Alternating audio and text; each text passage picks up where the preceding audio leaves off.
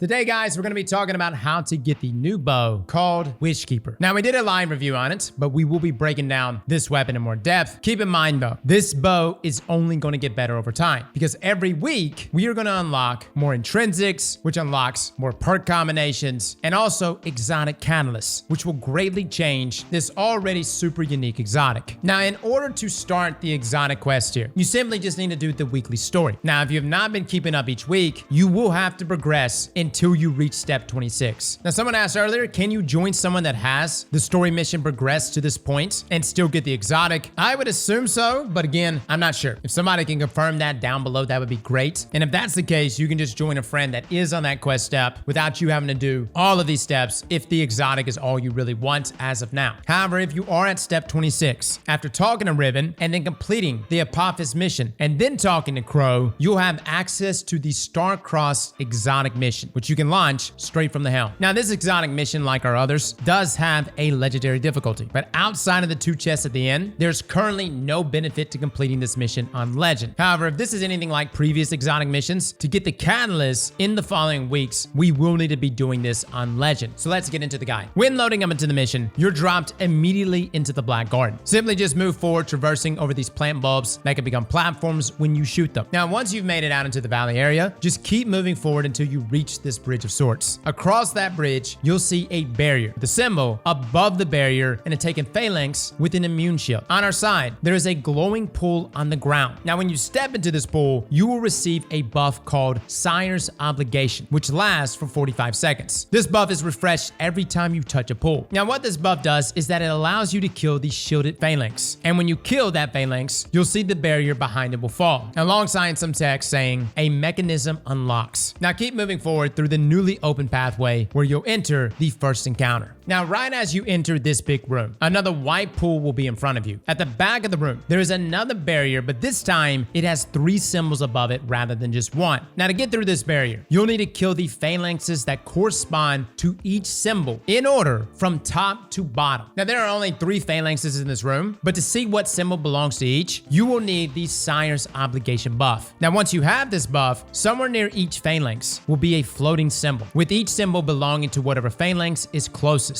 Simply killing the 3 phalanxes in the correct order will lower this barrier. Now, once you've successfully brought down the barrier, simply head through the open pathway to progress. Now, you're going to immediately come across another glowing pool, but this time it's orange. And when you step in it, it gives you the buff, the Dam's Gift. This buff allows you to interact with the new orange barrier that's in front of you. Except rather than being a barrier, these are entire areas. You can actually enter them without the buff, but I highly advise you don't, guys. You'll be slowed and you'll take constant damage.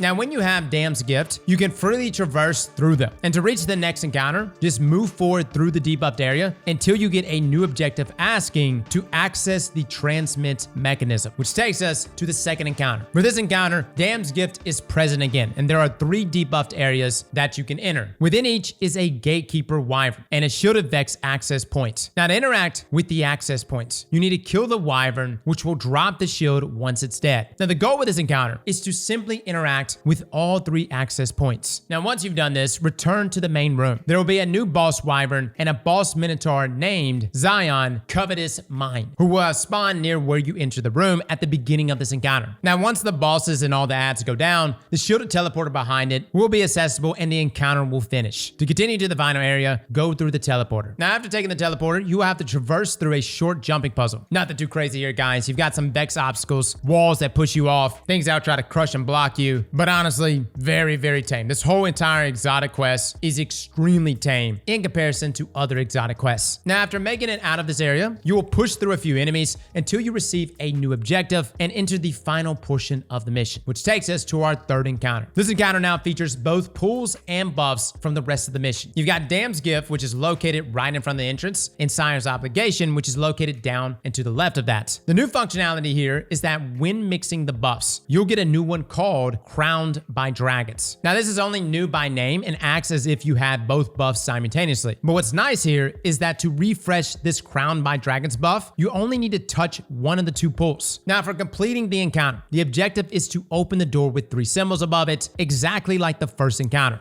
To remove the barrier, kill the shielded phalanxes in the correct order. Again, top to bottom. However, I should note that 2 of the 3 will be within the debuffed areas, which will be located inside of the caves on the left and right side, with their symbol visible above the entrance to each cave. So make sure that buff is topped off before attempting to go in so that you can secure the kill. Now, once you've killed the 3 phalanxes in the correct order, the barrier will fall and you will have access to the final boss. Now, at this point, you will have a rally banner spot and a drop down right in front of you. After rallying, drop down where you will have both buff pools right next to each other. Step into each and then into the boss room. Now, the boss is immediately damageable and on normal, very squishy. Of course, legend is a little more difficult, but even on legend, it wasn't that bad. Now, if your damage isn't that good, or if your damage phase is prolonged, some things start to happen during this boss fight. First thing to note is that the entire room is debuffed, so don't lose your buff. And to help with that, inside of the room, there is a pool for each buff located on the left and right side. Now, if you don't immediately nuke the boss, goblins will spawn and make the boss immune. So make sure you kill the boss before continuing to do damage. Now, once the boss dies, you can enter the room, which is behind it, and claim your loot, as well as the exotic Wishkeeper. Now, for some secrets, this is just what we've discovered so far. One of them is a chest. This chest is located at the very beginning of the mission, and instead of heading straight across the bold platforms, simply just drop down to this lit up area where the chest is located. Now, outside of this chest, there are 3 more, but they seem to be time gated. So whether you're looking for upgrades for the bow or these new chests, we'll be covering them pretty much every week, guys, updating this guide as it goes on. Now, for those looking to challenge themselves a bit more and do the legend version, all of the mechanics work exactly the same as normal. However, there are modifiers, things like surges, unstoppable champions are present. Specifically, one unstoppable champion will spawn in both the main encounter that require you to bring down the barrier by killing immune phalanxes. But outside of the addition of unstoppable champions, enemies are just a little bit more difficult and a bit more tanky. Be wary of the Cyclops in that first encounter, and both the wyverns and the immune phalanxes are pretty meaty. Definitely bring your best builds. So guys, that is our breakdown for our Starcrossed exotic mission. If there's anything else that needs to be added, I will have a pinned comment down below that will update every single week, of course. If you're new to the channel though, hey man, stick around. We pretty much cover everything in this game. We have a good time